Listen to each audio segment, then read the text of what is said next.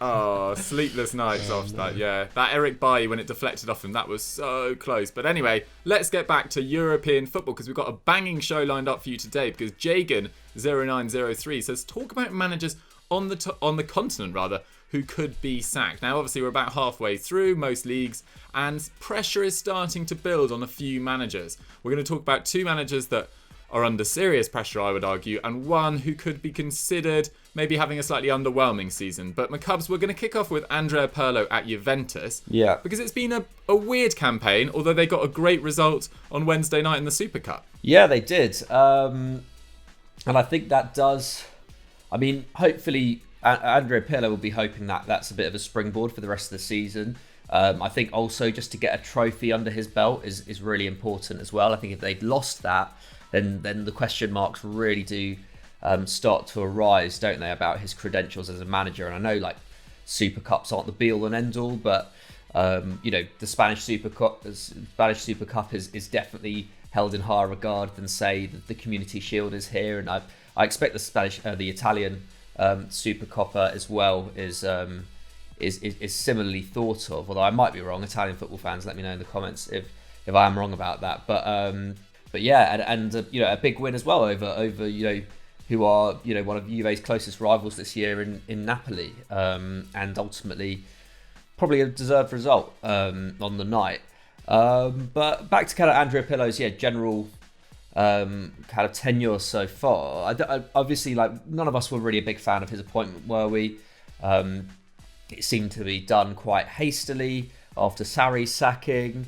Obviously, Pirlo had zero managerial experience at all. Didn't even have his coaching badges, did he? When he took the job, and was given just 6 weeks to prepare for the new campaign. And I guess their form this season has kind of been as expected when you think about that kind of lack of preparation time. They've only won just 9 of their 17 league games so far. That's 4 fewer than at this stage under Sarri last season. And the last time they had fewer points that at this stage of the season was back in 2010-11 when they finished 7th under Luis Del Neri. So already, not great signs in a season where Serie A is probably more competitive than it's been in a while, at least in terms of how open the title race is. Similarly, I think to the Premier League and La Liga up until a few weeks ago, and there just seems to have been, the kind of knock-on effect of what happened last season is just that, it's just a bit more of a free-for-all, isn't it? So equally, you can see why Juve's form has dipped off, but at the same time, it's probably easier now than before to win this league. So there's no doubt about it. Like, this is a disappointing season for Juve, even if fans expected a bit of a drop-off after the summer. Their main issue has been too many draws. Only Torino and Parma have drawn more than their 6 league games.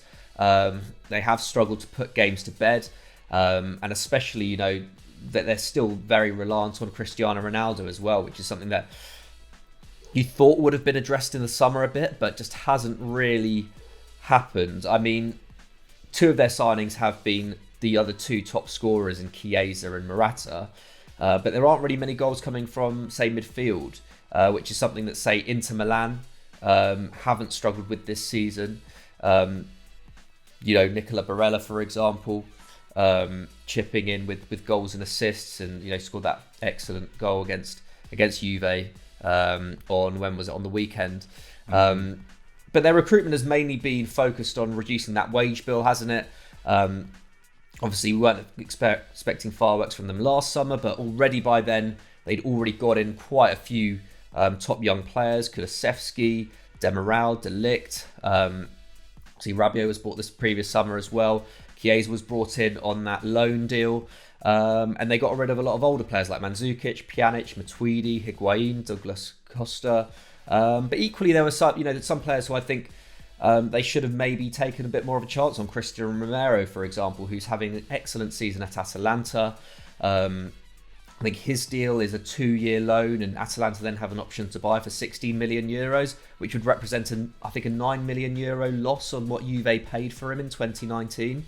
I think he could have been an excellent option at centre-back. And I think they've missed a bit of a trick there, considering that Pirlo is still relying on Bonucci and Chiellini in that back line so heavily. Obviously, Juve have relied on kind of aging centre backs for a long time, but if Pirlo really wants to transition this team, then successfully, I think he needs to rejuvenate that back line. Obviously, De Ligt is in there, but he does need a partner, and I think Christian Romero would have been the guy. I think we're yet to see kind of Demiral, on a consistent basis as well. So perhaps that can work, but yeah, I do think they missed a trick there. And their recent form has been really bad as well. That 3-0 loss to Fiorentina just before Christmas, really, really poor performance there. And obviously, as we said, that 2-0 loss to Inter Milan, where Antonio Conte very much outclassed his former pupil. So yeah, not great times for Juve. Do I think he's going to be sacked soon? I'm not sure. I'm not so sure. But they are 10 points off Inter Milan at the top of the table with a game in hand. So if they win that game in hand, AC Milan. If they win that game in hand, they go 7 points off. Halfway through the season, that is not insurmountable by any means. But there is a lot of teams around them who can take points off them, aren't there? And who are showing pretty good form.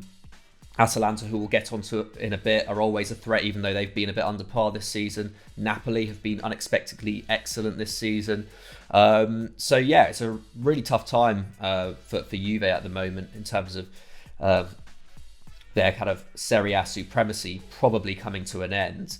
And if they struggle to get Champions League football as well, or they don't progress to the Champions League quarter-finals, then I think alarm bells will start ringing. I think that's probably fair to say. I think initially he was sort of struggling for his best side, his best formation. He was the only sort of top manager in Italy that had changed jobs. I mean, obviously it was going to take him a little while, but I think there are pleasing signs in the performances of Chiesa recently, Kulusevski, as you say. But there's just weaknesses in that squad, particularly at the back when Demiral's missed games, Chiellini's obviously missed a hell of a lot of games, Alexandro's missed a lot of games, and they've had to play for Botta or Danilo. Danilo's actually had a surprisingly good season, but I don't really rate him as a player. Cuadrado's now getting on a bit at right back, although he played very well against Napoli in the Super Cup. So there's plenty for Pirlo to get his teeth stuck into, but I'm with you. I don't think changing manager again is the right option. You need to stick with this manager, they need to stick with this group of players, unless Champions League football is looking like it's going to be off the cards, which I don't think it will be, given the talent in that squad. But let's move over from Italy now to Spain, Henry, because I don't think a lot of people would have, we've covered Real Madrid a lot on this show. We've covered, obviously, Barcelona a lot on this show. We've covered Valencia a lot on this show. But Real Betis maybe a slightly underwhelming season?